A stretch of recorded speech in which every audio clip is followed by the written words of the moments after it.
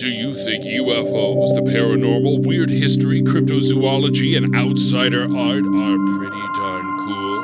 Then you're in the right place. Welcome to High Strangeness with your host, Steve Berg.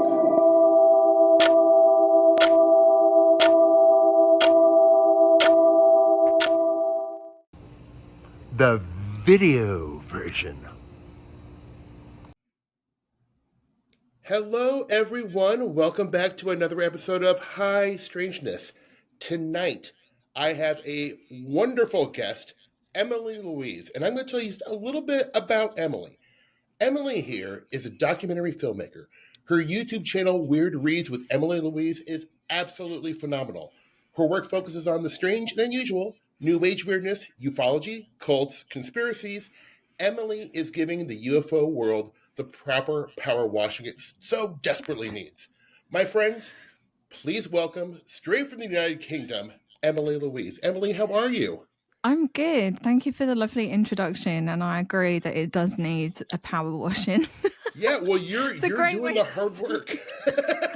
That is a wonderful way to put it. It really is. Well, one thing I've been a fan of Adam Go Riley, who I'm sure you're familiar with, and I sort of see you as doing a lot of similar work because Adam is a guy who obviously has affection for, these topics, UFOs and stuff like that, but he's not like a true believer. Yeah. In fact, he kind of focuses on the personalities and the shady characters, which I think, there's guys like Valet, Keel, and all these people doing like theoretical research, but the people exposing kind of the people who are mucking up the works, I think gets overlooked a lot. And that's what, a lot of what you're doing. And it's fantastic. Yeah, I find kind of the human element of it to be what interests me probably more than whatever you want to call it, whether you want to call it like the phenomena itself. I find that all of the weird personalities, all of the strange connections, and like their motivations, be it financial or more nefarious than that, that's the stuff that I find the most fascinating.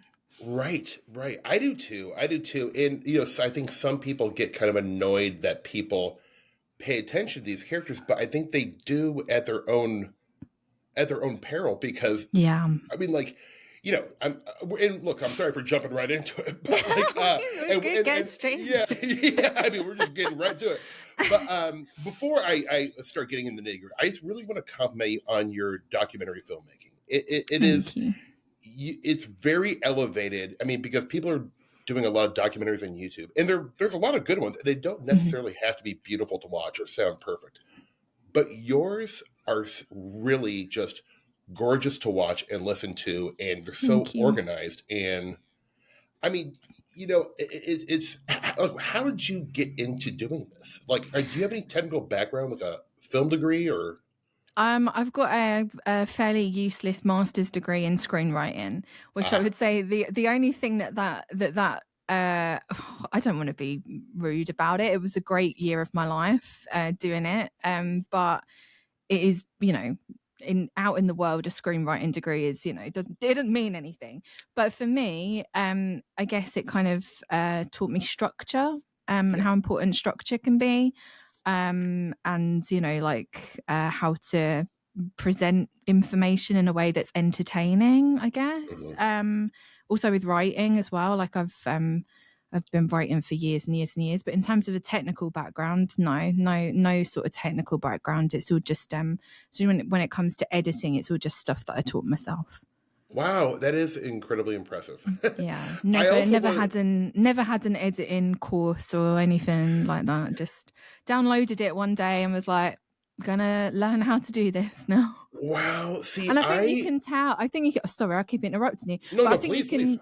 I think you can tell, like the beginning from when I like started the channel. You go back and watch some of the early videos. It's like, I watch them now and I cringe. I'm like, Jesus Christ, some of these are so badly edited compared to now. And I probably think that in like 2 years' time, looking back on now, that it's badly edited. So Yeah. But I mean, you always want a place to go. You always want to improve it. Like, Yeah. I look back at my early career in the first like 5-10 years I was acting. I can't even watch some of this stuff because Yeah. I can tell that I'm just trying to memorize my next line.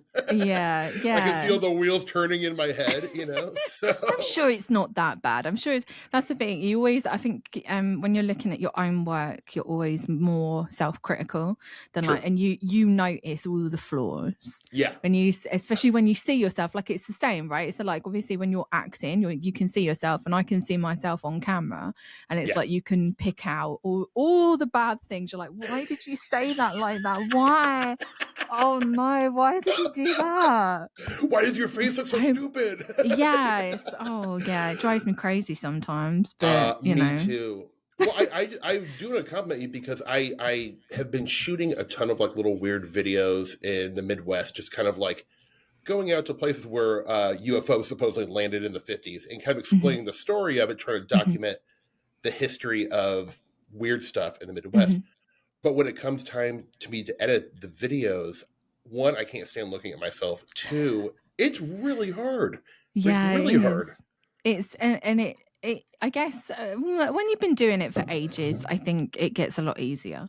It's like Mm. anything, right? It's like any sort of skill. You'll develop it over time. You'll learn all of the shortcuts and stuff. So my advice would be just to persevere. Keep Yeah. going.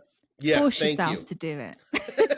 I need this encouragement, Emily. Thank you so much. One thing before we kind of jump ahead to, while we're on the technical aspect, I just want to say, Mhm. too, your use of humor when covering, some of these dark and sinister topics is just perfect, Yeah, I feel like it's important to do that. hmm Well, I agree, too. I find, like, one reason I think I love old UFO stories is one, because, I mean, like, I don't know if they're true, but to me, it's the story that's important. And Mhm.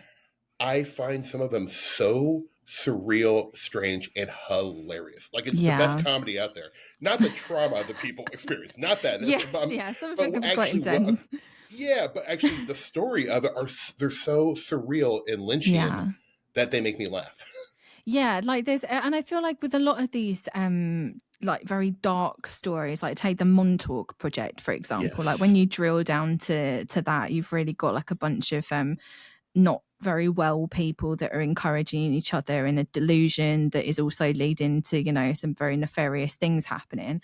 But there's also like real ridiculous elements to it, right? So you're talking like a guy that thinks that he went back to the life of Jesus and Mm-hmm. had a gun on him and was there to assassinate Jesus and all this kind of thing, like it goes really wild, off the wall kind of stuff.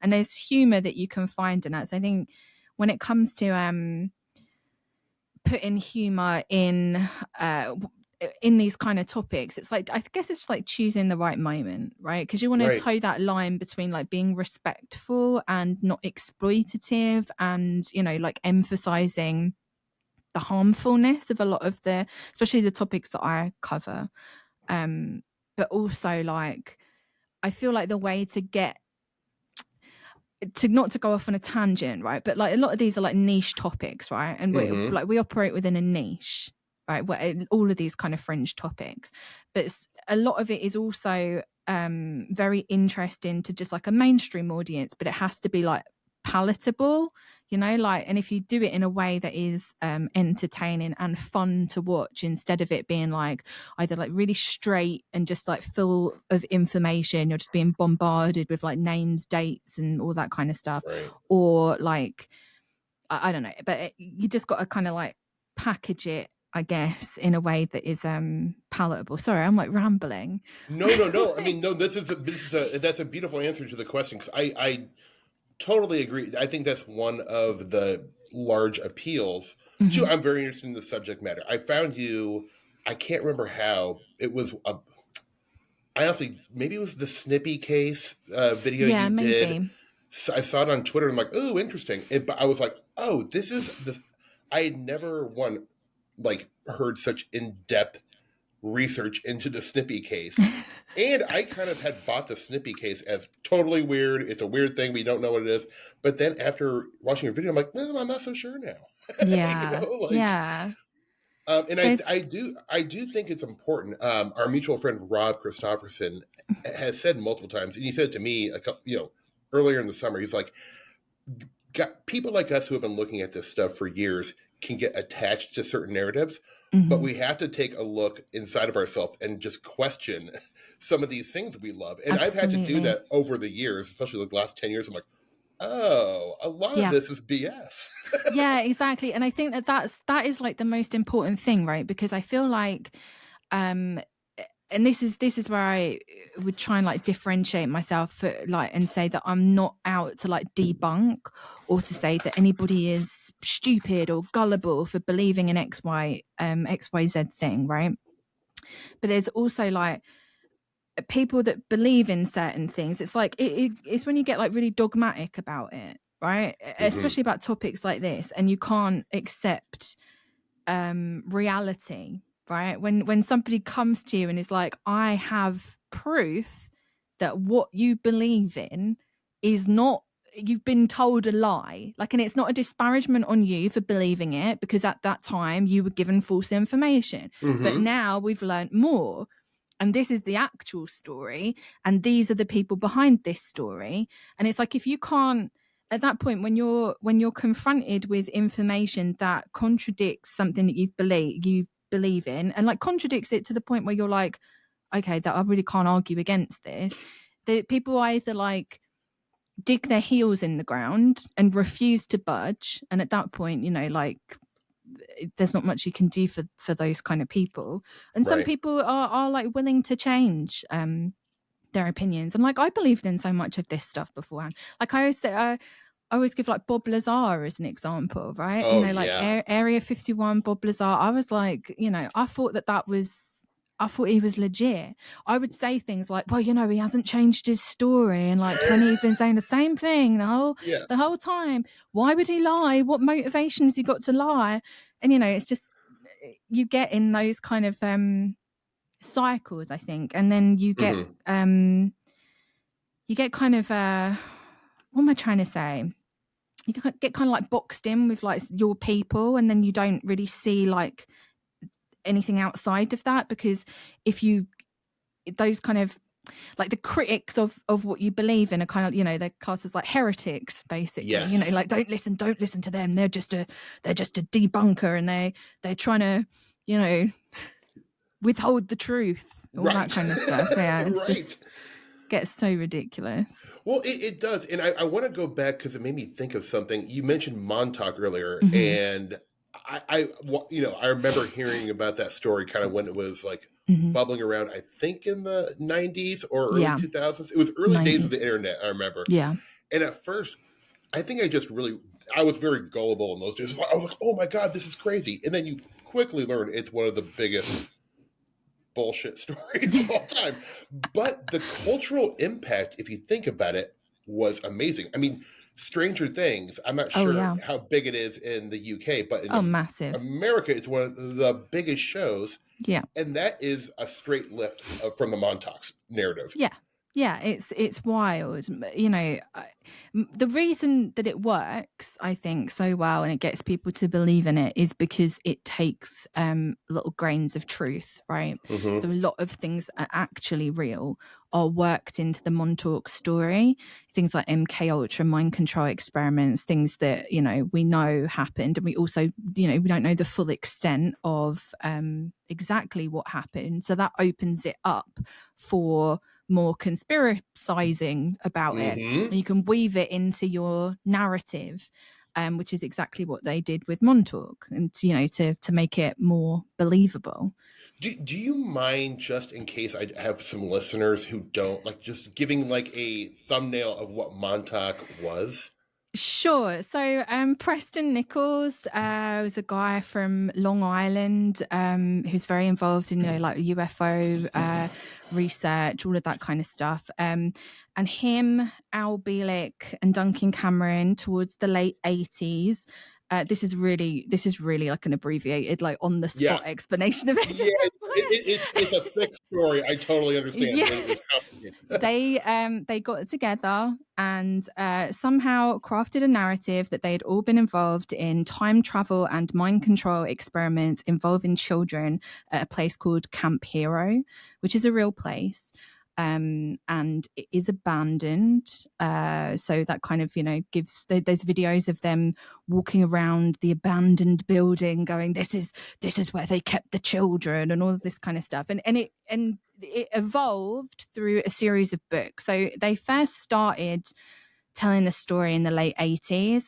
They were part of God, I'm remembering all little details that I want to add in. But Al Bielek, who's one of the guys who's involved in creating the Montauk Project, he's been around since the 1960s. He was friends with people like Ivan T. Sanderson. He's mentioned in Jacques Vallée's diaries. He was somewhat involved in the Philadelphia experiment story, in that he probably had communication with Carl Allen via people like Ivan T. Sanderson. And he ended up writing a book with Brad Steiger in the early 90s about the Philadelphia experiment. Anyway, the story of Montauk is very much built out of that, because they take like the Philadelphia experiment story, which is about time travel and teleportation of a ship called the USS Eldridge, and they extrapolate on it. They add in all of the mind control stuff. You've got children being abducted and being victims of psychosexual mind control techniques and torture to split their minds into alternate personalities to turn them into super soldiers, all of this kind of stuff. So when we talk about the impact of the Montauk Project in the worlds of like entertainment, of course you've got Stranger Things, which is like was influenced massively. Well, it was originally called Montauk to begin with, and the 11's name was Duncan, right? Because Duncan Cameron was the guy that controlled the Montauk chair. So obviously that's its influence in popular culture, but its influence within like conspiracy circles is even more massive. So all of the secret space program stuff, whenever you hear like a Corey Good type character talking about how he's been away from Earth for 20 years and then been like mind regressed back into the body of a child and lost 20 years of his life, that's all from Montauk. That's where it all comes from. All of the you can trace all of the origins. So I've got not to do like a plug, to do like shameless self-promotion, but there's one documentary on my channel called Alternative 3, and it's all about how Alternative 3 inspired a lot of the secret space program stuff.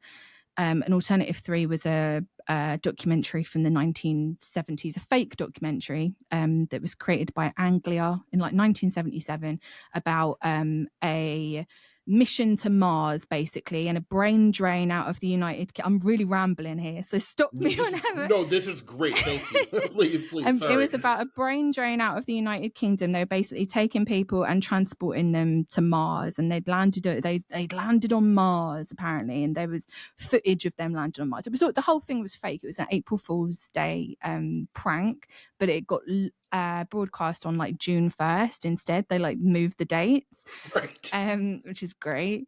And Montauk was really inspired by that, as well as the Philadelphia experiment. So in the first Montauk Project book, which came out very early 90s, so before they had a series of books, it was Al, Duncan and Preston doing, talking on the UFO circuit, to people, a bit of the New Age circuit as well. They hooked up with a guy called Peter Moon, who's an ex-Scientologist, quite high-ranking Scientologist, and they wrote a series of books about the Montauk Project. First one came out in the early 90s, and in it there's a whole chapter on Alternative 3. So in this documentary I've got on my YouTube channel, kind of starts with Alternative 3, then goes into Montauk, and how all of the UFO stuff combined with Montauk and this fake documentary basically inspired all of these secret space program claims. And it's so funny because you can pinpoint like all of these things that like Corey Good says that he made up himself, right? And it's his intellectual property. You can trace it back so easily, and you can pinpoint exactly where it came from. It's nuts. Wow. See, I actually didn't know. Is David Wilcox messed up in the? Yeah, I mean, so he David, seems pretty Montauk-y as well. yeah, he's a big Montauk believer. He was a really big Montauk believer, and his story was, he tells this story on multiple lectures. We used to, but I don't think he does anymore. He says that he was in a Denny's one night, like late at night, as you do. I love the way this starts great already. Yeah, exactly, already set it up perfectly. He's at this Denny's late at night, and this guy, and he's reading the Montauk Project book, first Montauk Project book, and he says this guy comes over to him and is like, "How do you like that Montauk story? You like that?" And he's like, "No, the whole thing's fake. Like, everybody knows it's fake." And apparently, this guy sits down next to him and starts telling him all of this stuff about how he used to work at Montauk and everything's real. This guy becomes like his top secret source, right? I can't remember what his name. I think his name's Daniel, something like that. And he's now like this whistleblower source for David Wilcock. And there's like, again, I put so much of this in the documentary, and there's loads of clips in it as well. But you can like hear David Wilcock talking about it, how Montauk's real, how they use the Montauk chair, all of this stuff. And then it's all, you know, modern day iterations of it are things like Super Soldier Talk with I can't remember his name, James something. I literally can't remember his name. It's like James Rink. That's it. He's got a YouTube channel called Super Soldier Talk. It's almost at like 100,000 subscribers. And he has people on there every single day live streaming who think that they've been part of the Montauk Project. It's insane. And there's a really great YouTuber called Oki who did a documentary. I think it's called like How I Infiltrated a Conspiracy Cult, where he made up this whole story about how he was a super soldier and he'd been to fight on Mars and all this kind of stuff, got onto James Rink's show. Like, this guy like took his story verbatim. It's amazing. It's such a good documentary that he's got on his channel. It's so good. Oh my God, that is sorry, that was a bit of a wild rampage. No, that was I mean, like, that is it's such a like mess of a story, but you really it's nuts. paraphrased it perfectly. Yeah, and like go on. Oh, please, no, please.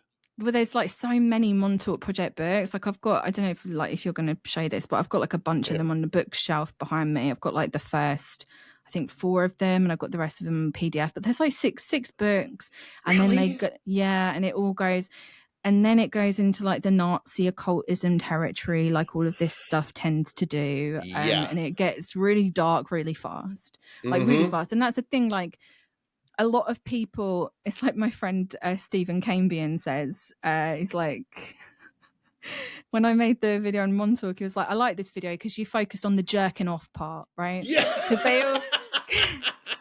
He was like, nobody talks about the jerking off. Like, why don't they talk about it? And it's like, you know, again, like what Preston was doing, he would say, like, come into this room with me and I'll jerk you off and you can start remembering all of this stuff.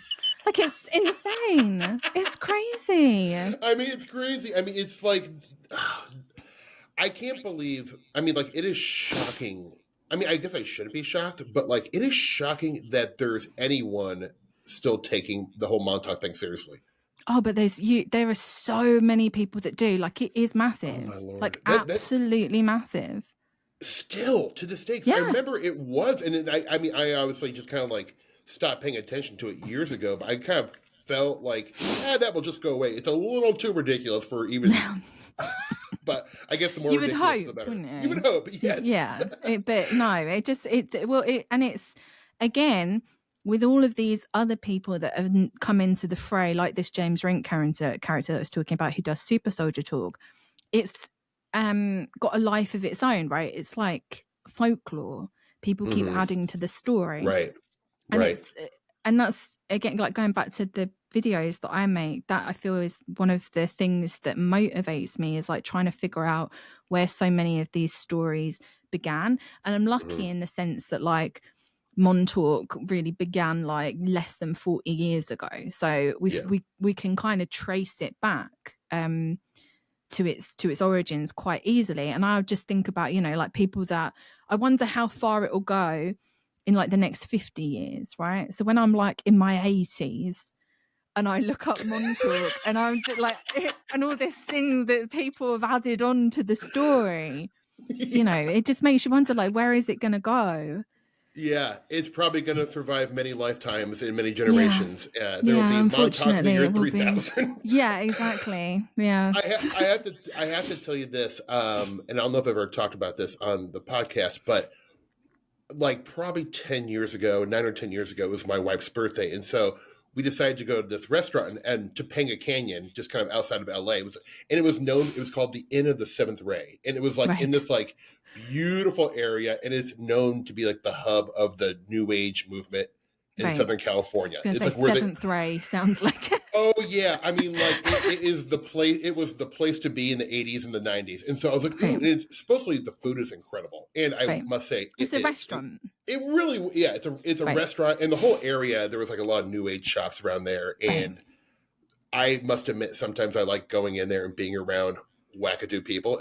So do I. I love it. So do I. So do I. People always think I'm like really anti, and I'm really not. I find the whole thing fascinating. I think that's what draws me to it in the first place. The ephemera of it all like excites me. I don't know why, but so we're sitting and it's an expensive restaurant. I'm pretty sure it's my wife's birthday or our anniversary. So we're having a nice dinner. We're dressed up. We took like an Uber all the way out there.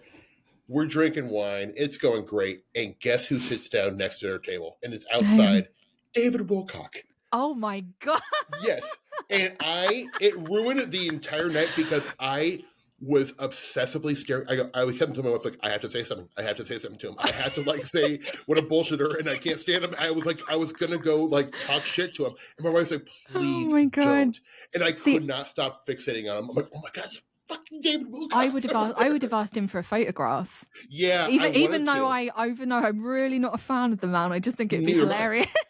Me too. I wanted to I was like, I want to go and pretend like I'm a follower, like, you know, one of his disciples. And because he was also with like what looked like a 19-year-old. Like, that doesn't surprise me either. Yeah, right.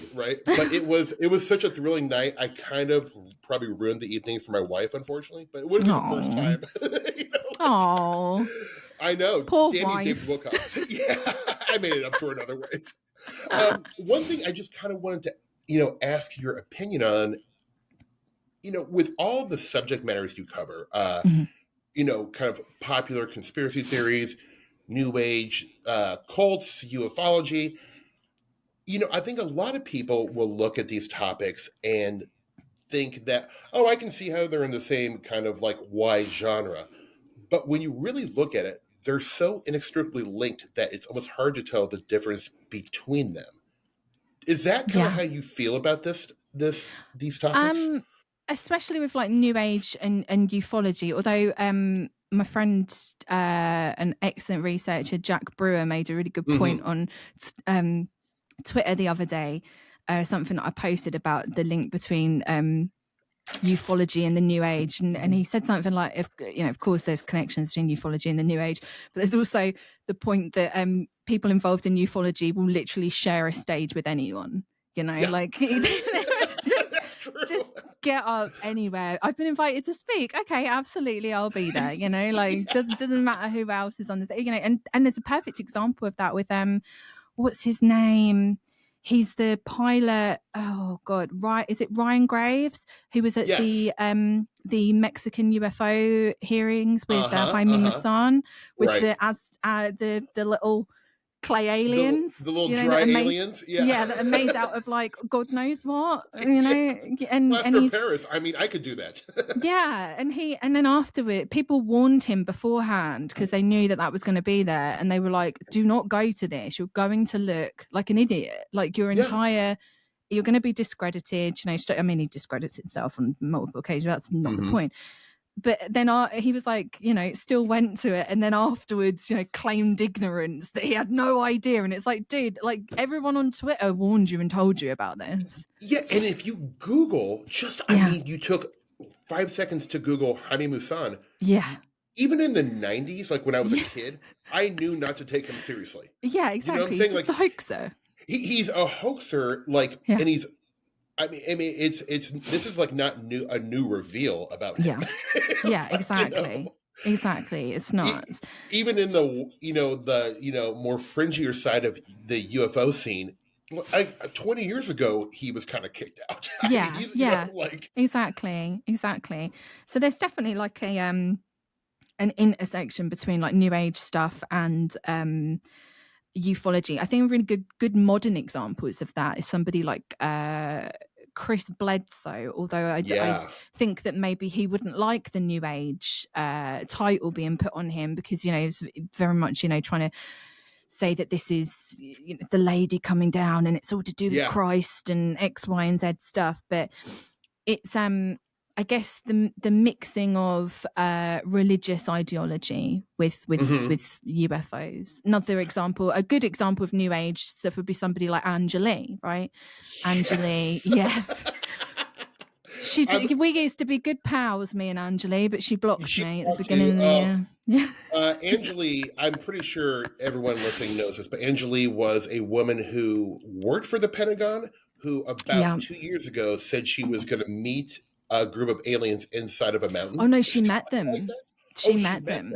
Oh yeah, the story is wild. And I was going to make a documentary on it. And I've even gotten to the point where I interviewed the guys who owned the land that she supposedly had this thing on. And really? Yeah. And he's an interesting character in himself, but I won't go into that. And also interviewed Angeli, but me and her had like a 2-hour Zoom chat thing. And then I started to become more skeptical of her story.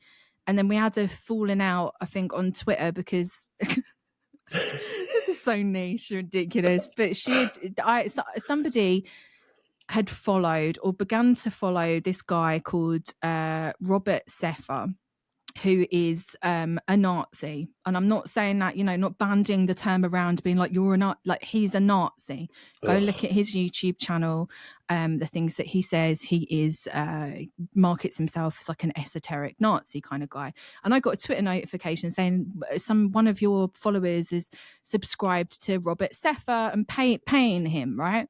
Because Twitter weirdly notifies you and thinking that you might want to pay this guy as well. So I did a screenshot of it, posted it up, and I was like, who the bloody hell am I following who's given money to a Nazi? And then somebody kindly put in the comments, oh, it's Angeli. And then and Angeli did not like that at all. And then denied that this guy's a Nazi. I mean, you can just go look at his YouTube channel, go look at his tweets. I mean, we're talking straight up racist, like just not. He is a Nazi, 100%. Wow. Yeah, like not even trying to hide it, just like, hey, not I'm a even Nazi. just not even trying to hide it at all. Good God. Yeah. So it got really weird, and then it kind of turned into like an argument, and then she was like, oh, you're just saying that people you don't like are Nazis. And I was like, no, this isn't a case of like, him being a conservative right winger and me not liking his opinions and then just throwing the word Nazi at him for no reason. Like, this guy's a Nazi, Angeli. And then just like got into this whole big argument, and I think we haven't been mates since, sadly. I'm sorry about the falling out. Hopefully you're okay. You moved on. You found some new friends. I'm fine. I feel like she at the time when I was thinking of making that, I was probably not as skeptical as I should have been, especially considering her background. Mm-hmm. I'm not trying to say that every single person that's ever worked for any sort of agency is always going to be a sus character until the end of time. But I mean, my God, look at that woman's resume. Like, go on her LinkedIn, see where she worked. And she's also, she's doing things like information warfare and then coming out with an intense alien story. But, it just... crazy. One like little detail, I saw her answering some questions when she said like, okay, the meeting, I can't go back and meet the aliens again in the mountains. Something happened. Yeah. And then she fell out with the landowner. That's why. That's why. That's holding her back from contact with the non-human intelligence. Oh, okay. Perfect. Great excuse. But I remember she said when she had the meeting, someone was like, "Man, you must have been on some powerful drugs." And she's like, "I wasn't on drugs." And then like she said like a couple minutes later, like, "Well, actually, I was on sativa oil." She was on Rick Simpson oil, which What's is like that? Rick Simpson oil is I think it's, I don't, let me Google it really quick so I don't give out some false information, but I feel like it's quite potent weed oil.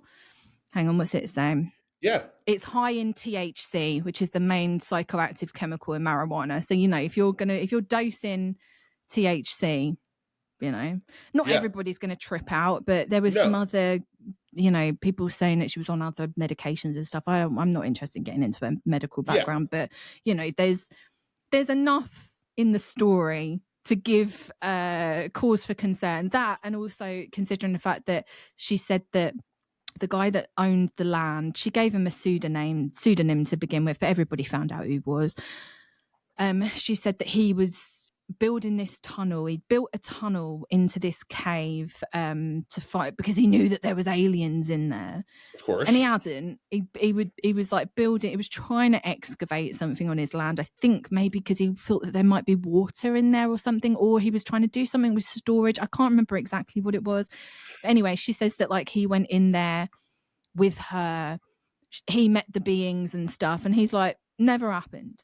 Literally never happened. Oh, so he doesn't corroborate any of it? No. He corroborates that she was there. He corroborates that he gave her Rick Simpson oil. He corroborates that she was high. But that's that's basically it. But it's there are interesting elements to that, to Angeli's story that I won't go into, because some of it is like really whatever. But again, like talking about the intersection between New Age and whatever, she's now coming out with, well, she says it's not doomsday prediction, but it's like her and who's the other guy who's like ex-CIA, John Ramirez. Oh yeah, he's big now. Oh yeah, he thinks that he's like a hybrid or something, alien human hybrid. And he's kind of a reptilian guy too, isn't he? Yeah, and they both giving like these dates for not disclosure, but like massive earth changes. So she put out tweets that were like, the beings are showing me 2027, massive solar flares, like in real like doomsday stuff. She's been like, no electric, power cuts, power outages everywhere, go up to mountains or down in caves, like all of this kind of stuff, like real doomsday. But then also she's saying that the beings are channeling through her so that we can transcend to a fourth density, and it's all about transcendence and all of this kind of stuff. And it's all like very similar, kind of apocalyptic, weird, new agey, religious undertones. It all just gets really bizarre. Yeah, and that is one of the things that bothers me about, like, because like when Angeli's story first came out, I obviously was like, well, this is some real fun bullshit. I'm gonna follow this. Yummy. Yeah, did like a press conference outside the Lincoln Memorial. I watched it.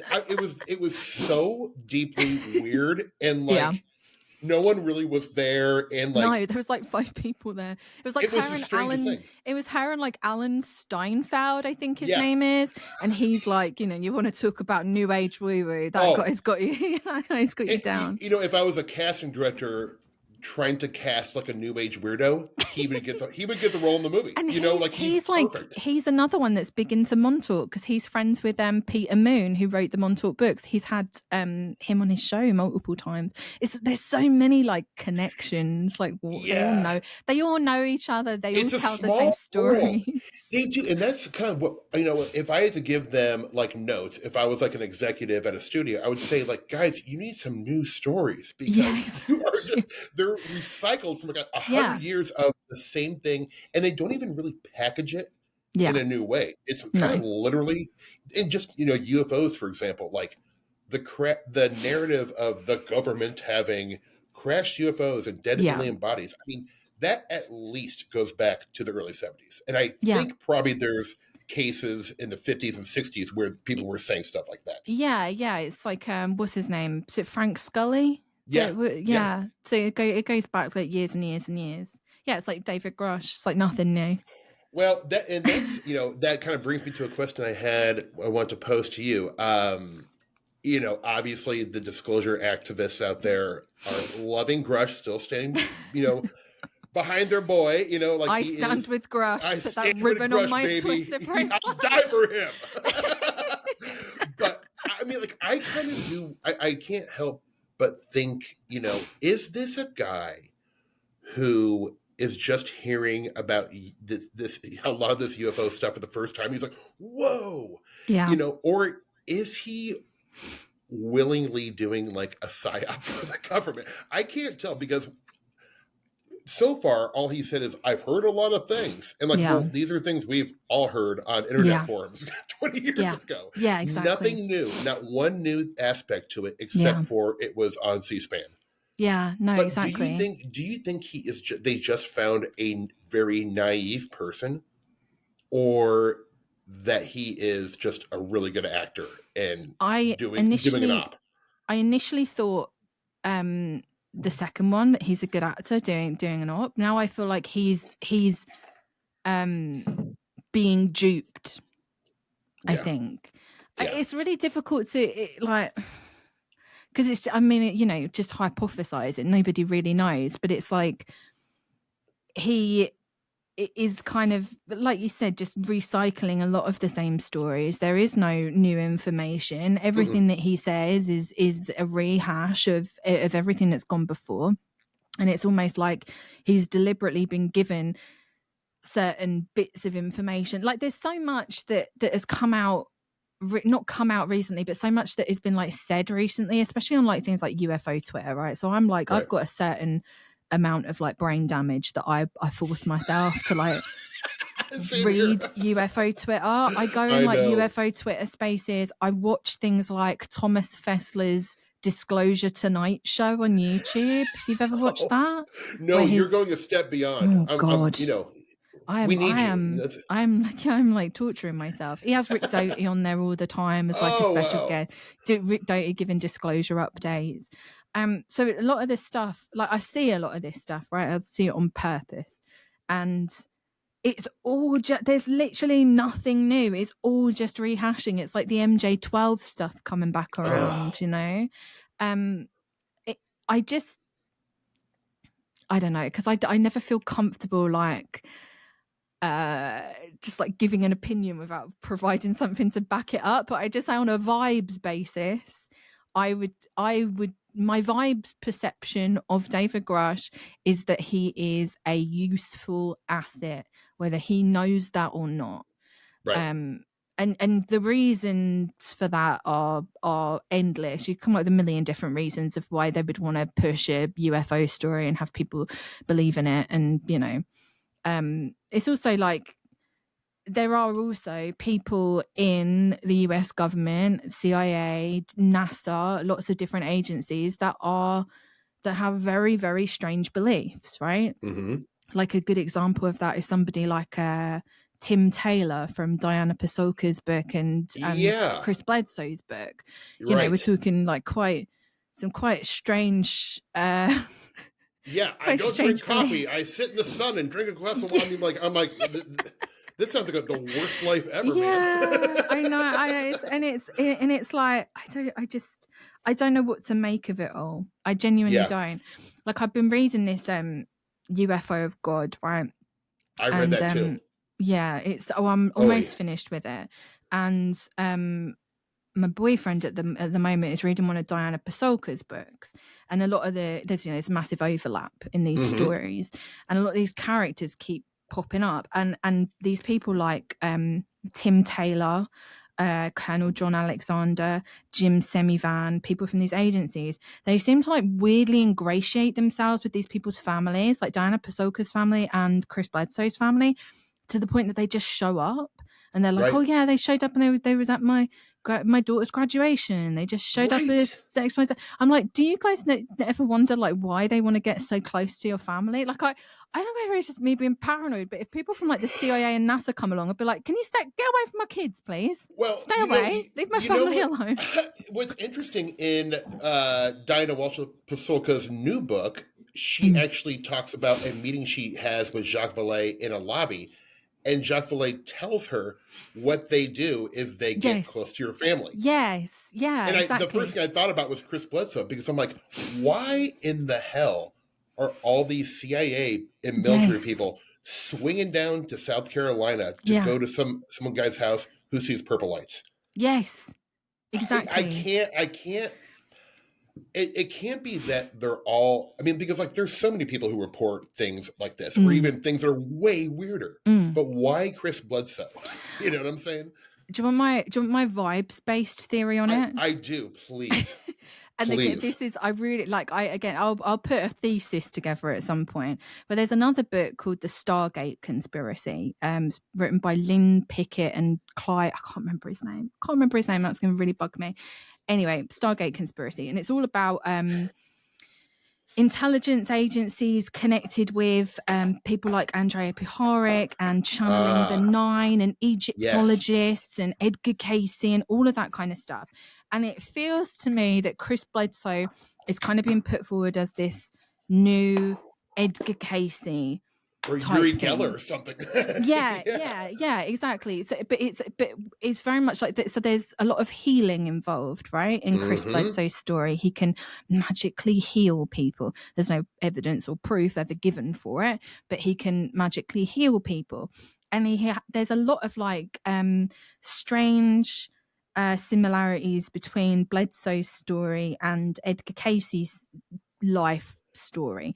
And believers would be like, yeah, but that's because Edgar Cayce's legit and blah blah blah blah blah. But if you really like dig into it, and again, I'm not comfortable saying the details because I'm not prepared on this podcast. Right. But eventually, I will give some sort of like, you know, put it forward, my theory in full. But there's a lot of like strange connections between Edgar Cayce, people that are really interested in like ancient Egypt, like your Graham Hancock characters, and a lot of like military intelligence people, and it's all kind of, again, like even Chris Bledsoe, he has this message that's given to him by the lady, and it's something like, I can't remember off the top of my head, but it's something about the Red Star Regulus rises in the east, and it'll be by the Sphinx, this in the line of the Sphinx, and that all comes from like early 90s. A guy, Robert Bauval, I think his name is, all kind of like the Graham Hancock type stuff, and it's all mentioned in this book, The Stargate Conspiracy. I'm doing a bit of like a tangent with like very minimal evidence. No, but I mean, just one thing off the bat that I kind of thought of. I believe, if I'm remembering correctly, that Edgar Cayce was like was sick, lived a lot of his life where he was ill. Yeah, just like Chris Bledsoe, who's like, you know, his illness is a big part of the book. Where you know, so there is some like eerie similarities, and I did not put that together. It's and like, Edgar Cayce connections to Egypt as well. They're like really big on Egypt, because I think there's some belief that like underneath the Sphinx is the Akashic records, or a lost libraries or something. Again, I'm trying to say remember all this stuff off the top of my head. Records. I'll listen to this back and I'll be like, God damn it, Emmy, why didn't you include that one bit? But this is what I was saying this to my boyfriend. I was like, I feel like UFO of God. Reading UFO of God alongside this book, The Stargate Conspiracy, would be like the perfect joint read, because it's like this book, The Stargate Conspiracy, is all about like military and intelligence involvement in like ancient Egypt and all of that kind of, you know, new agey, the channeling the Nine and all of this kind of stuff. And there's so much of that in Chris Bledsoe's story that I'm almost like, again, vibes based, but I'm almost like, is this guy like being psyoped in a way to like make him believe that, you know, it's either I say, you know, people, Bledsoe believers are going to be like, nope, this is all real. But in my opinion, like his story is either some sort of like he's been manipulated in some sense to believe these things, or it's, I hate to say it, I don't want to sound like a debunker, but it has to be some sort of hoax. I just don't. There's too many. It is things one of those in things his story. I can't tell with him if he believes what he's saying. I think there he is. does. I think he does too, actually. So I sort of feel like sorry for him in a way, because like I think he's had a hard life and he was like really ill and stuff like that. But I do think like he is sort of being manipulated. And if you even it's a very emotional story for him. In every interview you see, and again, like, and this is the thing, right? When I say like he's being manipulated or it's some sort of hoax or whatever, like I feel like you can have those opinions without discounting the fact that this might be real for him, right? Like two things can be true at the same time. I agree. He can be really having these experiences, but they may not be exactly what he believes them to be. I guess the thing is like his whole family experienced this to some extent. It's just very see, when I think about it, it actually just drives me nuts, because like I feel like I'm battling my inner believer. Like my inner believer is like, but you know what, Emily, his family are experiencing this as well. They're seeing all this stuff. There's all these weird things happening. How do you know it's not true? And then like my rational side is like, well, actually, look at X, Y, and Z. You know, the evidence that the man puts forward is like him filming Starlink satellites. I mean, like, how do we? And there's also in the first pages, not to go off on another rant, apologize, but in like the first pages of UFO of God, there's an easily disprovable thing where he says that he's been driven through the streets of, I think, Philadelphia or something like that, and he's had this forewarning in September that because the Pope was coming, and he gets this like message, and he's like something's going to happen on this bridge, we need to shut down this bridge. And he's like, oh, and then like a couple of weeks after I got this message, he got this message in like mid-September. A couple of weeks afterwards, he says that they shut down the bridge. Well, I just did a quick Google. They were talking about closing the bridge in friggin' August before he ever got this message, right? It's nuts. And then I was like, is anyone else talking about this? And I saw some Reddit posts that were like picking out inconsistencies, being like, he's saying that he was responsible. He had this vision of the Pope, and that he did something to stop the Pope being attacked, but actually like all of these plans were put in place way before he ever got this vision. Yeah, I mean, and he seemed to have like, I mean, one thing I want to bring up too that I find very suspicious is his son Ryan. Oh God. Who, I mean, I think I stopped following him on Twitter a while ago because it was too much for me. But like, he straight up tweeted like a cult leader. Oh, he does. Like to a degree that's undeniable. Like the stuff he said so. Yeah. That's his podcast. And I actually I watched some of it on YouTube because I'm a glutton for punishment. Me too. We're just saying with the same. Yeah, I know. It's funny. Yeah, I think we're kindred spirits in the fact that I've heard you mention things. I want to get to Bill Ryan later and Carrie Cassidy. Oh, nice. I remember when that stuff came out, I knew it was all bullshit, but I watched every single damn video. Yeah. Love it. Because I hate myself, I guess. But yeah, it just to add a little suspicion to the whole story, if you look at his son, and God bless, he might be a sweet guy. I'm not judging his personality, but like he hopped on the family business in such a dramatic way. Oh, yeah. His dad was saying a lot of this stuff, who experienced a lot of this stuff, allegedly. But then Ryan kind of like enters the fray. It's like, look, follow. I mean, it's straight up like, follow me. I know what's up. Like, like. He's very open about the fact that like he has studied all of the, like he was saying, it was one podcast I listened to. He was saying he studied under a Rosicrucian. He'd been part of like Rosicrucianism. Right. They were all involved in like Monroe Institute, just their involvement with people like Colonel John Alexander is enough to, raise the red flags and other countless CIA people. I'm scared of Alexander. For some reason that guy creeps me out. Like he is like a really he's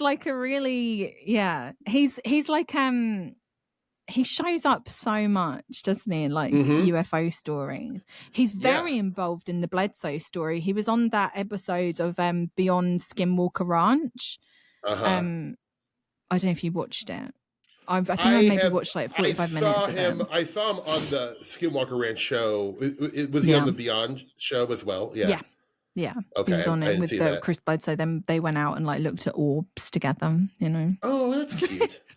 Yeah, lovely, Two lovely. buddies looking So up nice. orbs. I know. You Honestly, know, I don't. I feel like I haven't gotten like deep enough into the John Alexander rabbit hole. I just know that his name always it just pops up on everything. It's like always lurking yeah, in the yeah. background. Yeah, I don't know why. I saw him at a UFO conference in the year, like right when I moved to LA. I was like so excited because LA had like all these mega conferences, and I would go Yeah. by myself. And I remember I went to this one in 2000, and I had eaten a fun brownie and went by myself. And I remember seeing John Alexander there, and he was at that time was doing this whole Men in Black thing where he'd show up in Yeah. sunglasses and a black suit, and Oh I was like god. terrified. I was like, oh my god. Yeah, I can imagine if you're on a fun brownie and John Yeah, Alexander shows up. I it can didn't go imagine well. that's a recipe for a bad trip right there. Well, it was funny because I actually had myself a weekend. I stayed at the hotel. It was like in Orange County, which is like the worst place. But I remember Linda Moulton Howe and Richard Dolan were at a table at the bar, and I sent them over glasses of wine, and they didn't Oh even my god. wave to me. I was Are like you trying to serious? no, I was like, hey man, like I'm pretty poor, and I just bought you guys Those two bloody cheap glasses of wine. assholes. That's horrible. That. Why would you not? They could have waved.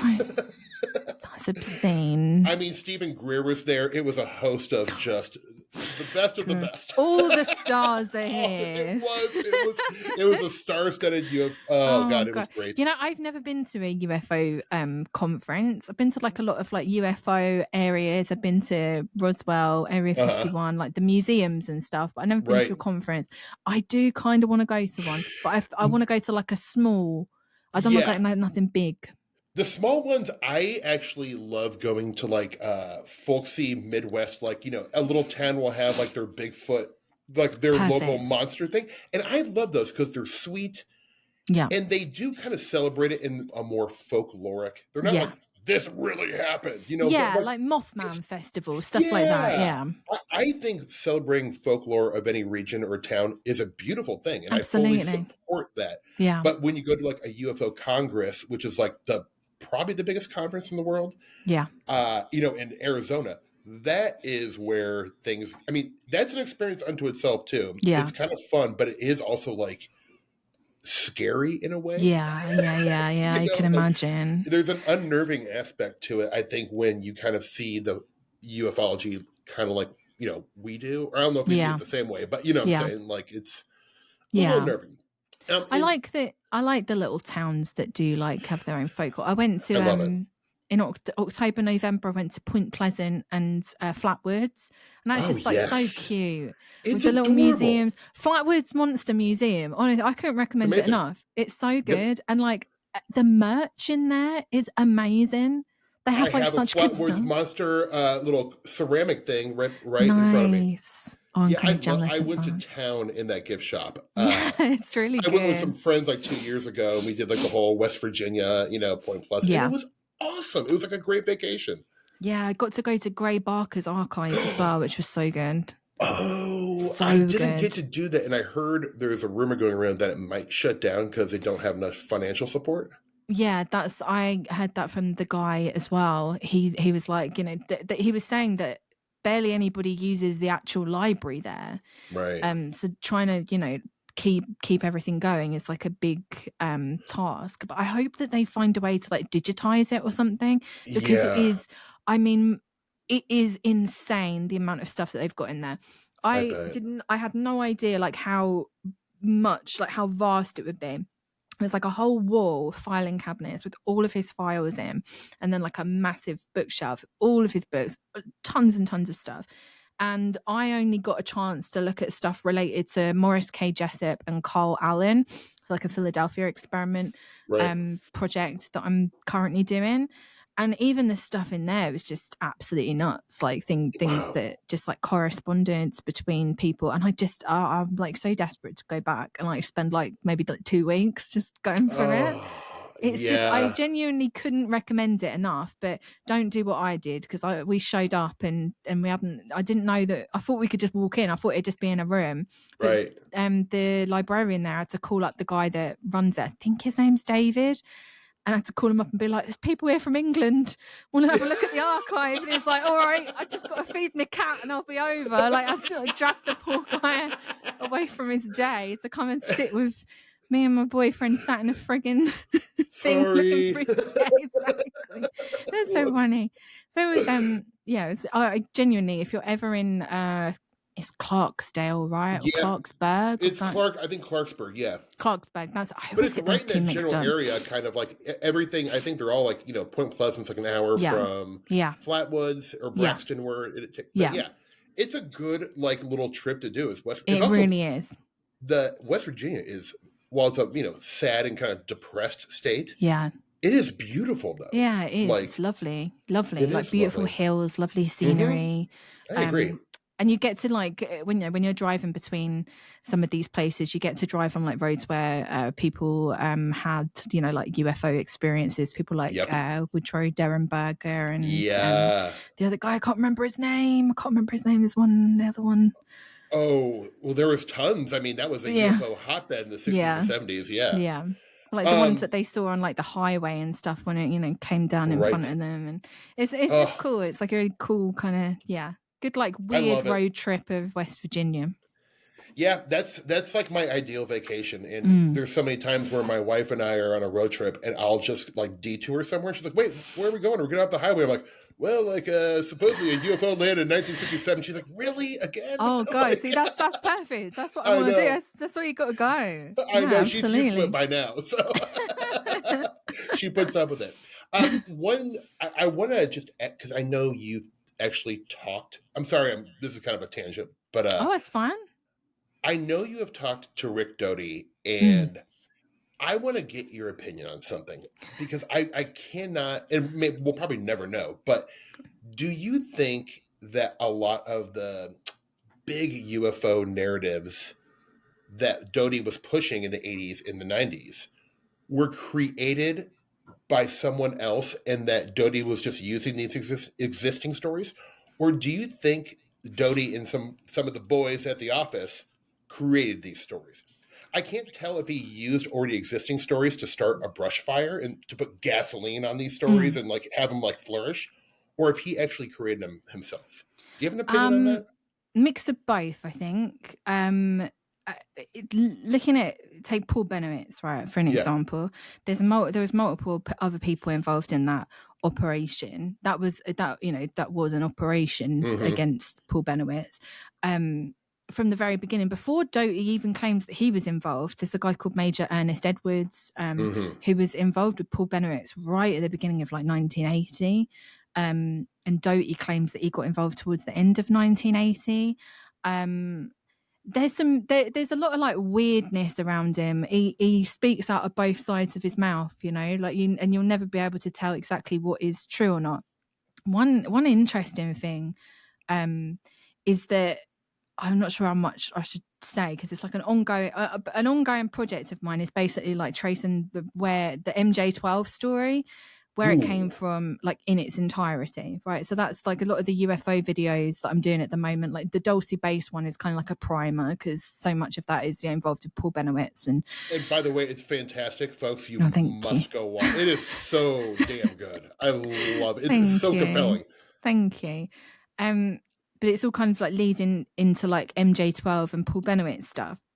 And before Paul Benowitz, the Paul Benowitz story even started, there was an incident in 1977, I believe, at Ellsworth Air Force Base. And I think that's near you, isn't it? Is that like South Dakota or North Dakota? I actually don't know. I'm not good with my bases. I think it's in North Dakota. Okay. Anyway, I might be wrong. Anyway, not to dox you. I dox myself every day. I live in Omaha, Nebraska, damn it.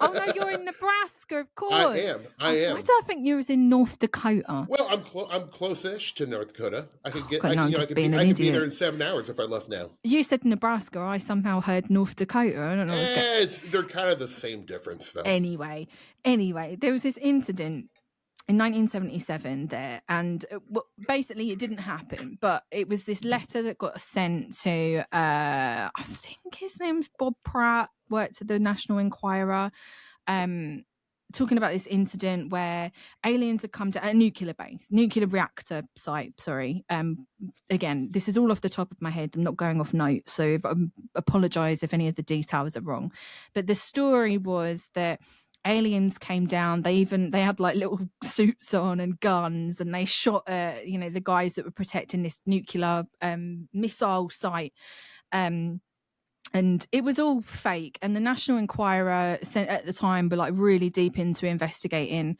UFOs, and they had a team of investigators, sent them out to Ellsworth to investigate what on earth was going on, interviewed the people that were named in this anonymous letter that they'd got tipping them off, and they basically managed to debunk the whole story.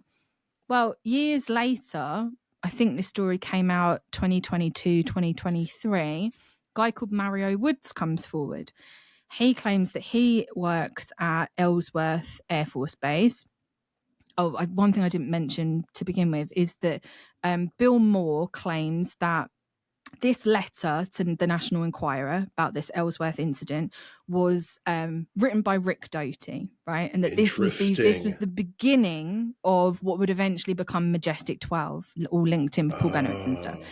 So years later, a couple of years ago, 2022, I think it was, a guy called Mario Woods comes forward. He claims that he worked at Ellsworth Air Force Base, and in November 1977 he claims to have had a period of missing time where him and this guy that he was with, they were guarding this missile site, and then this massive, he says it was like the size of a Walmart building, comes down, and he essentially loses time. I can't remember the exact details.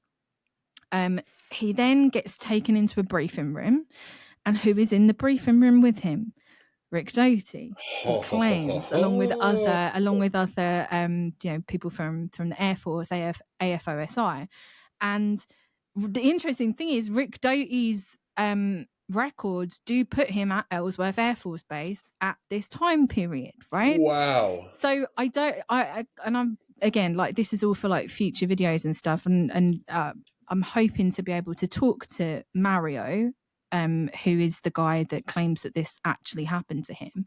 But there is maybe some you could put forward a theory that could have potentially been a real incident, whatever it was that happened. Right. I don't personally believe it to be aliens. I think it could be something a little bit more sinister, i.e., and again, I'm not going to go into a huge amount of details. Mm-hmm. At a future point I will, but there's a long history of nefarious medical experiments being done against service people in the Air Force, in the military in general, without their consent, without their knowledge, especially kind of like in around that kind of time period. But you could put forward the argument that if that incident happened, if this Mario Woods incident happened, that Rick Doty would then, a few years later, write a fake letter about this incident, an incident that he knows has happened, but he exaggerates all the details, he changes all of the names, he adds all of this exciting stuff in, fires it off to the National Enquirer. He denies that he ever wrote it.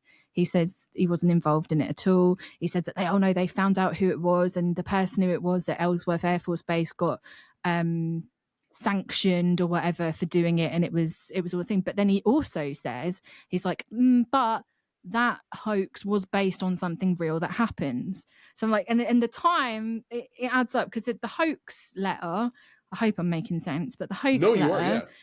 The hoax letter incident happened November 1977, and this Mario Woods incident happened November 1977 at the same place. So it just, yeah. Wow. I don't know if that's a good answer to your question. Know that. I didn't know any of that. That is amazing. Well, that's the thing, because Mario Woods has come forward, and I haven't seen anybody talking about how it is the exact same. Well, it's not the exact same story, but it's the exact same time, almost the same perfect date, although Mario can't remember what the exact date was, as this hoax, which is now known as the Ellsworth hoax. So if you look up the Ellsworth hoax, Bill Moore, you'll be able to find it. Right. God, and I haven't read this book since the 90s, thank Thanks so God. much. But was that story in Behold a Pale Horse Bill Cooper's book? I don't think so. Okay. I I feel like so. it rings a bell, but I can't remember. It's mentioned. It's mentioned in conjunction with MJ12. I'm not sure. Maybe Adam Go Rightly mentioned it in Sources Speaks, and that's probably it. Could be mentioned in Mirage Men. It's also mentioned in like Bill Moore's. He's got like an analytical report that he wrote with Jamie Chandere. Or Jamie Chandera, however you say his last name. And they put that out in the early 90s. And there's not a copy of that available online, but it is, it's in the MUFON archives, but you have to pay $50 a year to access their archives, which is, Yeah. And also, like, I know someone to move on, and I don't think they give you a lot of the good stuff. You don't get everything for $50 a year. I'll tell you that, because she's in MUFON, and she's like, I'm not even able to see most of the stuff. Yeah, I stupidly. I've got access to their new, like they call it Project Aquarius, which is interesting because Project Aquarius is all linked in with MJ12. Project Aquarius was like the precursor. It's what's all over the Paul Bennewitz documents. I'm like, why on earth are they calling this Project Aquarius? Anyway. You're delegitimizing it with your name alone. Yeah. But I did get access to those archives. And there's some interesting stuff. Like if you're interested in the story of MJ12, there's some interesting stuff in there, but like that should be free. It shouldn't be $50 a year. It should be free. And again, this is the thing, right? People harp on about disclosure. We need disclosure. We need disclosure. We need disclosure. Start asking these ufologists and people like MUFON organizations to be more transparent. Then you'll get the disclosure that you want. It might not be the disclosure that you want actually, but you'll get you might get the actual truth. You'll get a version of it. I mean, and that's kind of something I talk about all the time. It's like, if you are interested in these, UFOs and stuff like that, the idea of waiting for the government to fulfill your X-Files dreams, I feel like you're going to be waiting forever, or you're just going to be lied to. And you're going to be psyoped constantly. I am an activist myself for a couple of different causes, but the idea of putting any kind of energy into UFO disclosure activism. Yeah. No offense, I can't think of a bigger waste of time. It's crazy. It's crazy. And it's like, and I feel like, again, like some of these organizations are like, they're not transparent. No. And a lot of these archives as well aren't transparent. There's things like parts of Jacques Vallée's archives won't be available until pretty much everyone that's alive now and researching will be dead. Yeah, he's got that decade-long embargo. And it's like people like Leo Sprinkle's archives aren't going to be available until like there's parts of them anyway that won't be available until like 2070 whatever. And I'm like, again, like everybody that's alive now and researching will not be able to access it. It's just so like, and so there's so much like cliquiness and. Whereas this should be and that's again why I respect organizations like Jack Brewer and Erica Luke's Expanding Frontiers, right? Because they've got archive, and they've by themselves started digitizing it and putting it on the internet for free. All of like Anne Druffle's files. All of their FOIA stuff. People like John Greenwald, right, with all of his FOIA requests, putting it all available on the internet for free for people to access. And that's exactly how it should be. And in those sort of scenarios, I don't see anything wrong with like people giving donations or things like that, because obviously it costs money to host stuff and cover your fees and things like that. But to do like a kind of cash grab where it's like you've got to pay $50 a year and then you get access to all these sites, it's like just be transparent about it.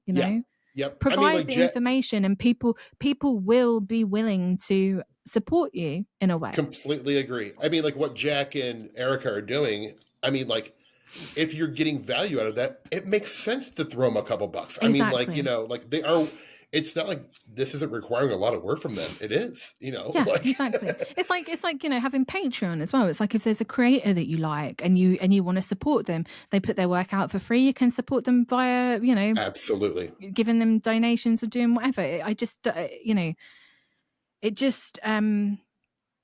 don't do themselves any favors, because it makes it look like it's just a money-making operation. Uh-huh. For some people, like, I hate to say it, for some people it is. Like, at some people it's a business. And of course, like, all of us unfortunately have to have a living to survive, you know. Yeah. And I do understand it, but to say, you know, be like, you're fighting for disclosure, well, disclose what you know.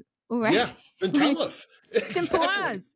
And then Simple I'll as. share my stories and maybe we'll get somewhere, you know? Exactly. But Exactly. you know, this brings up a good point where my fellow listeners, not fellow listeners, my friends, please support Emily's Patreon because Oh, you do?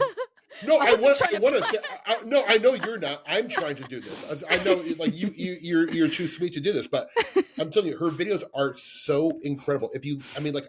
All I want to watch is documentaries like the ones she's making. So once you check these out, I mean, if you like supporting this stuff, you could never. I mean, this is what you need to support is work like this because it's so important. And I will say this: it's entertaining, which I think that is a good thing. I do try. You know, because a lot of this information can be presented in a very dry, boring, like, who cares? Yeah. But you do it in such a funny, like, interesting way where the pace is just perfect and great. I can't say enough about it. Thank you. I want this, which brings me to a particular video that you made that I absolutely loved and did not know about this, but when I watched your video, was the Love Has Won cult. Oh God, here we go. It's absolutely such a phenomenal video. And then there recently, because now that this cult is kind of, it's kind of in the zeitgeist a little bit because of the HBO documentary series, which you contributed to, right? Yeah, I was a consulting producer on it for a couple of years. Well, like from it when it began until. So how did that come about? I had made weird timing. Beginning of 2021, I didn't really know what sort of documentaries I wanted to make. Knew the things that I was interested in, but didn't really know how to go about putting things together. Discovered this Love Has Won cult, and at the time, nobody really. There were a couple of videos on YouTube, but nothing really in depth. They didn't have a Wikipedia page. There was very little written about them. There was a Reddit subreddit, where a lot of kind of family members and people that were involved in the story were sharing information. There were two Facebook pages, one called Love Has Won Exposed, one called Rising Above Love Has Won.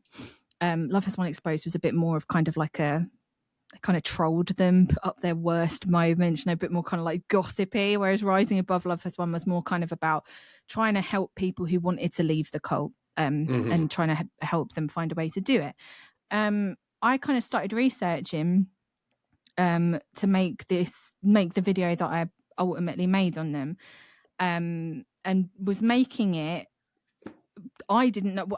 We knew at the time that Amy, the leader of the cult, Mother God, had a lot of health issues, and that she was very near death, and that it would happen at some point because just of the photos that were being circulated of her and things that the cult followers were saying. She was turning blue, literally, from colloidal silver. Yeah, really, so bad, like really bad. So as I was editing this documentary together, she died, and there was a raid on their house in Mafat in Colorado, which is where like their main house was, where they found Amy's body. And I put the video out. I didn't really change much about it. I put like a little bit at the beginning, like a little kind of like, I made this video before her death, but still didn't really change much of the contents. And I did a little bit afterwards. Anyway, put that out, and then maybe as the story was kind of like hitting the headlines, got an email from the director, who wanted to make this documentary about Love Has Won, asking if I wanted to be on board and help with like the research and all of that kind of stuff. So yeah, it was really, really strange and all kind of happened really fast. Yeah, it's really cool. It's a very cool experience. I mean, they did a great job. I mean, I thought it was really like well done. I was wildly compelling, and I mean, but I will say, like, your video, like, I mean, is so unbelievably great on its own. So Thank you. I think There's that's really cool. They yeah, found you for this. the documentary is really interesting because you get to see this kind of first-hand narrative told by the cult followers with the interviews that Hannah Olsen, the director, managed to get with them. And she stayed with them for weeks at a time and, spent a lot of time kind of like immersed in their world and allows them to tell their stories, which is what I think really kind of works about it, Yeah. because it's a lot more immersive than like a a lot of cult documentaries kind of take like a bird's eye view, whereas this kind of Yeah. like puts you right in it. And there's I think I said this when I spoke to like John Tenney and Jessica about it on their live stream, but like there's things in it that I think they could have added more. I think that they could have gone into a bit more detail. I feel like almost everyone that watched it was like, could have been like 5-6 episodes. It definitely could have. I wanted it to be longer. It felt. I mean, but like it's like you could have made it like 2 seasons, really, probably. Yeah, there's so much there. So like it was, yeah, and the team that works on it, it's insanely talented, like filmmakers and editors. And my Yeah. my role on it was to watch nearly 3,000 live streams because this cult like my live God. streamed like pretty much every single day, twice a day for years.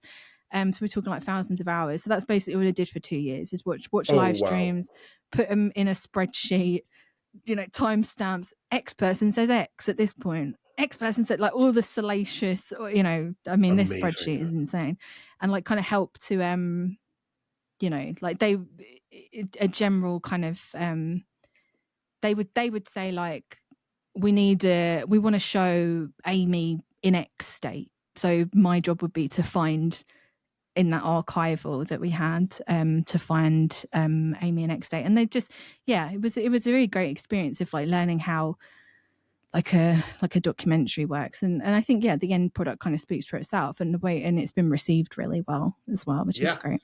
It has. Well, I mean, it's really, I'll watch any doc series about anything weird, and a lot of them are pretty good, but this one definitely is one of the better ones I've seen in years. Yeah. So congratulations. It's really awesome. It's really good. It's really cool. Again, like there's some things that I just think could have been expanded on, but again, you're in like you're tight for time, and you've got this massive narrative to tell. And you're working with a network, and they're ultimately going to tell you how long it's going to be. Exactly. You've got other people that kind of go like, oh, you should include this bill, or don't include that. But I guess that's what I wasn't privy to everything, so right. But yeah. It was a really great experience. I'm considering at some point kind of like revisiting Love Has Won, because there's some things that I feel like could go like there's things about my video that I would change now. Like there's things that I know way more about and kind of so I'm considering like making like a part 2, like a sequel. I think we'd all love that. It'd be good timing for that too. Yeah, it's just trying to get like all the stuff together. It's like the amount of footage that I've got of their live streams and things like that, and trying to work out exactly how I'd want to present it, because there's so much that's already been said, but it's how I'd want to revisit it. Ooh, well, we'll look forward to that, Emily. Before I let you go, I want to just talk about my absolute favorite of the most ridiculous UFO hoaxes, and that is the Project Serpo story. Oh gosh! And one thing I want to point out, because I think most people kind of who know about Serpo, and if people don't know about Serpo was in the 2008, I think. There was this document going around, kind of almost like MJ12, but it was that the government had a foreign exchange student program with a group of Zeta Reticuli, and I might be wrong about the actual aliens that they. It's been a while since I looked into it. But the details don't matter. It's all bollocks anyway. It's all bollocks. You're so right. It's literally the Close Encounters of the Third Kind story to a T. Yeah. But I think what a lot of people don't realize is that a lot of the most important players in this were UK based, because Bill Ryan was kind of the arbiter at first with the whole getting the information and then putting it out there. And I think the reason why was because he had like IT experience or something. Yeah. Have you read Mirage Men? You've read Mirage Men, right? I have. Oh yeah. Twice. I love that book. It's so good. There's so many good tidbits in that about Bill Ryan. Yeah. It's so great. I mean, like Bill, it's everything about it. Like if I was making a movie about a UFO hoax, like just the cast of characters, like Bill Ryan is, first off, he looks like Crocodile Dundee. Like he's like this he's like this cute little hat, long hair, and he's like, and then his girlfriend at the time was Carrie Cassidy, who is another fascinating Were they dating? Oh yeah. They were dating for remember this. They were for a short period, and then they started Project Camelot. Yeah. Oh, which I love. I loved it too. The leopard, that little theme tune. It's got that kind of like prog rock song at the beginning with the whistle. I spent so long watching Project Camelot. Oh, do you know that's her song? She's singing in it. Have you heard her Majestic 12 music? No. I'll send it to you. I'll send it to you after this. It is insane. Please do. I'll listen to it while I clean my house. It's like electronic music, but over the top. She's like, Majestic 12 was a secret plan by the US government. Yes, please. That sounds delicious. It's so good. But, and then the funny thing is, so like Bill Ryan was like kind of like the keeper of the information, the liaison between, the powers that be and us UFO fans. Mm-hmm. But then the guy who busted the whole thing and traced the IP address back to Rick Doty was a man named Stephen Broadbent, who was from the UK as well. Mm-hmm. And I feel like he does not get enough credit, because all he did, I remember hearing a podcast with him like 10 years, he's like, literally all I did was like trace the IP back, and it goes right back to Rick Doty. And Doty's like, no, it wasn't me, And he's like dissing, and he's like, look, it was the most poorly written thing ever. Worst grammar. He does that all the time, though. Like whenever anyone busts him for anything, like when he recently got busted on Twitter for his porn account, because he links his porn account. Yeah, because his porn account, right? So like in Christian Lambright's book X Descending, he's got a whole big section in there about how he found these posts that Doty had been making on a message board about his time in Cambodia. He was basically like giving away all this information, and in it he's got his email address, and Christian Lambright puts a bunch of his Doty's email addresses into his book at the end. If you just go on Google and look up some of them, some of those email addresses are links up to his porn account, and his porn account is under the same name as some of his email addresses. It's ridiculous, and he's even got his location marks on there. And it's like the town that he's from in New Mexico. Oh my God. Yeah, did you not see this? It was all over Twitter. No, I missed this. Oh, I'll send you a link. Please do. Oh my God, I need a good laugh. This is great. Yeah, I remember one time like 10 years ago seeing like somebody was putting around a video. It was like of a local Albuquerque news. And they were interviewing Rick Doty because he was like a highway patrolman or something like that. And I was like, I'm like, if these local people only knew who this guy really was, they would not be taking him seriously. Yeah. Like, he is such a character, though. He really is a character. Very, very strange guy. And like I said, he's on Thomas Fessler's Disclosure Tonight, like every single day. It was so funny. I listened to the one that they did on New Year's Eve, and Rick's there. This Thomas, sorry to go off on a rant, like while you're telling the story, but Thomas Fessler like hosts the show, and he kind of markets himself as like a late night TV host, and he's there and he's like, right, and then we've got Rick Doty, and then Rick will pop up in a thing and he's like, hi Tom, I've got my family partying in the next room as it's New Year's Eve, but this is way more important to me, so I'm going to be on it. It's like, dude, go be with your family for God's sake. They want nothing to do with it, I'm sure. It's like, Dad, you're full of shit, man.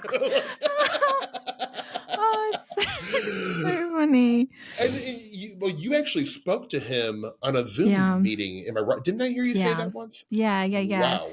Some of it's in the Dulcie video, only a little bit of it, but it's more all to do with like MJ12, Bill Moore, all that kind of stuff. So I'm planning on like using bits of it in like future videos. He's an Right. interesting guy. And now I'm jumping on tangents because you just said Bill Moore, and I'm wondering, I was going back and forth with Adam Go-Rightly last week, and he thinks that Jamie Chandera, or Chandera, however you pronounce it, is still alive. But no one has heard from him at all in 30 years. And to me, I would pay $100 pay-per-view just to watch him interviewed, like nowadays. Like, because like I am so curious, like what their perception is of what's happened in like since they left. There was a thing, I can't remember who told me this, and I'm trying to like, let me see if I can find it really quick. Because hang on a second. Yeah, no problem. Hang on one sec. Yeah.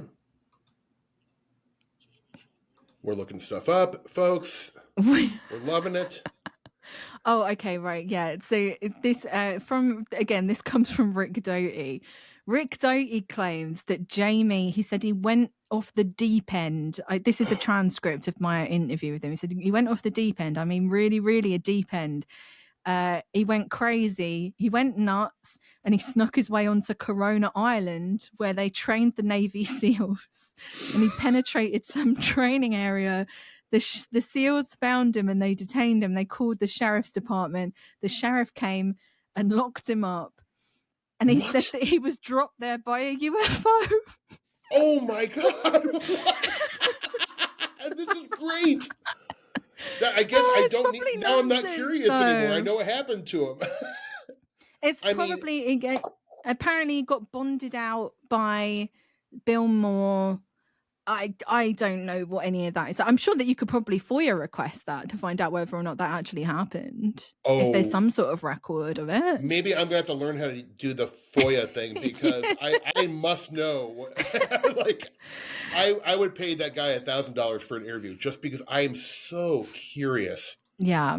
About what happened between the moment he left and the moment now. I obsess about missing UFO people, like kind of like Bill Moore. Oh yeah. Like, you know, if for some reason I'm like, he was he made, I mean, like whether you like him or not, he made a massive impact. So much he is of this 80s ufology, you know? Yeah, well, and he's now ufology because now so many of the stories that people believe now, you can trace them back to Bill Moore. He's like one of the elusive figures, right?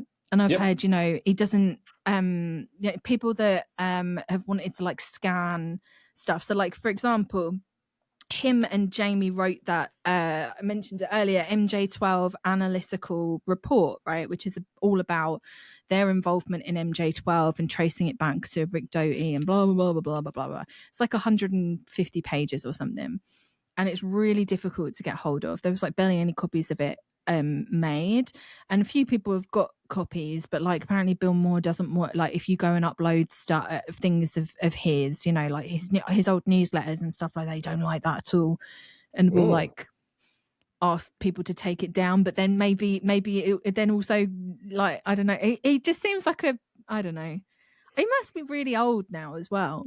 I would think he is. I know somebody, I'm not going to mention who talks to him like once a year. And he, according to him, he has been out of UFOs like completely. Yeah. I think he's interested in the early days of Mormonism or something. That's like his field of study. Yeah, interesting trajectory. Yeah, and it is. I mean, kind of one and the same, maybe. Maybe it's not that dissimilar at all. Yeah. But yeah, I would obviously, like, I'm always like, can you interview him? And he's like, well, I don't think he wants anything to do with that. But he was on some of Greg Bishop's shows not that long ago. That's what I'm talking about. Yeah. Like he was on Greg. What's the his podcast that he Radio Mysterioso? Yeah, Radio Mysterioso. There's a couple that he's on there that I've listened to that are interesting. Yeah. He's just, you know, like he becomes like almost like a mythological figure in ufology, right? because Yes. he don't talk to people or whatever. He only talks to a couple of people or whatever. So then everybody kind of, it makes up stories about him. What's he doing? All this kind of stuff. Or he's probably just like, I've fucking had enough of this. Sorry for I'm my out. language. Well, it is one of those things where it's like the fact that he could be so into it makes such an impact. And he was making, I don't know if it was a good living, but a living in UFOs. And then, he just does the 1989 MUFON thing, and then mic drops. It's like, I'm out. He did write. So I've got, because I'm obsessed with this MJ12 stuff. I just find it also fascinating because again, it's not anything to do with the UFO element. It's all to do with the human element. Yes. All of these people telling stories. Where did these stories come from? And then the stories get expanded on, and blah blah blah blah blah. And again, like the MJ12 stuff is so similar to Montauk in that, well, Montauk, as far as we know, wasn't a government psyop, or at least didn't start as that, whereas MJ12 absolutely was. But it gets extrapolated on over the years, right, and added on, and then you have things like the SOM 101 manual, which is all, all the stuff that came out in the 90s about MJ12. But because I'm obsessed with it, I found the one copy that was available online of this analytical report, and I bought it myself as a Christmas gift. Oh, you deserve it. Yeah, because the copy, like I said, they've got a copy on the MUFON archives that you can pay $50 a year to access, but you can't read half of it because it's been photocopied so badly. But it's a really interesting, from what I've seen of it, it is a really interesting document in that it is Bill Moore and Jamie Shandera talking about where these documents came from and tracing them to their origins. So, I've got to read this. Wow, that sounds incredible. Because I too am fascinated by I'll scan it and send it to you. Oh, well, I will return the favor with some other kind of, hilarious UFO hoax that I have. I guess I'm sitting on some pretty good stuff too. So, if Bill Moore hears that, he's going to be like, "You what? You what?" Bill, if you're listening, babe. Well, I have before I let you go, I have a pitch. I've been thinking about this for years, and I've been telling Greg Bishop, this is my dream project. Go on. Is to do a movie about the 24 hours leading up to the 1989 MUFON thing where Bill Moore does that. And I want to play Bill because I feel like, darken my hair a little bit. We're both big guys with beards and floppy hair. Like, I think I was meant to play Bill Moore. Maybe we'll collaborate on the screenplay because I'm telling you, this would cost. I think I could make this for $1 million. Like, so it could be like very closed set, right? You're talking about hotel rooms in Vegas. Absolutely, it's like a play. Yeah. It would not cost much money. There's no effects in it. You don't need any stars. Well, we'll talk off air because you might be a great. I'm not even joking. Like, it's my dream movie. I was told Greg that once I need to get my act together and turn Project Beta into a movie because I'm like, it is a wonderful political thriller.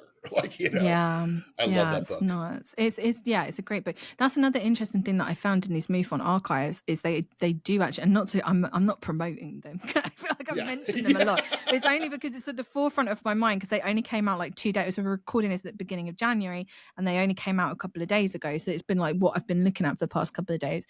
But they've got a lot of the documents and things that are referenced in Project Beta in these archives, things that I've never seen before, that I haven't seen like freely available anywhere. And it's still not freely available because you have to spend $50 a year to access it. Keep banging on about available, but they're available. I know, it's annoying me. It's annoying me. Emily, this has been so much fun. I literally I have been so excited to interview you. I have 5 pages of questions. I got to not even 1 page, which is a good sign. We can carry on if you want. Well, I would love to have you back on if you wouldn't mind. Would you come back on, please? Because there's topics we didn't even get to, but I could talk about this stuff all day. Honestly. I know I could too.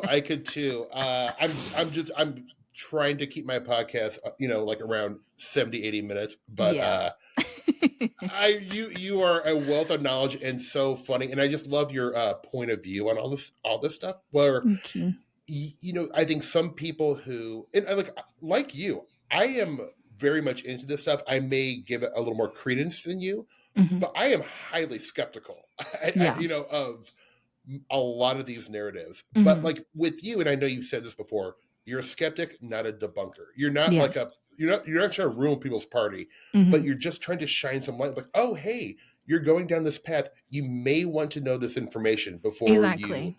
It's a cautionary tale. And I think that the kind of work you're doing is so damn important to the fields of high strangeness, or whatever you want to call it. Like, more of you, please. Like, I hope you continue to do this stuff. And I know, like, watching 24 hours a day videos of cult members live streaming is tough, but we appreciate you.